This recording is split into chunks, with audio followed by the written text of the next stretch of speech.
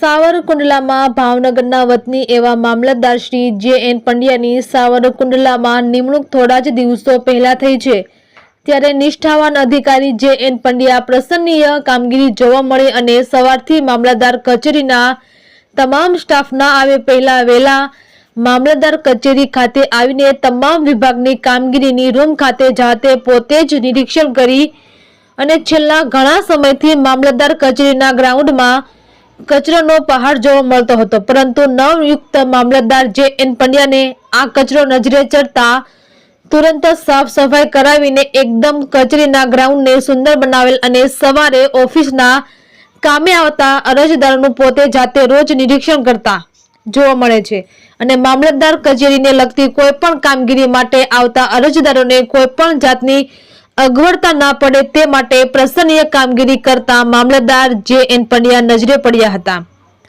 Reporter Yogesh Unadkat, Savarkundla.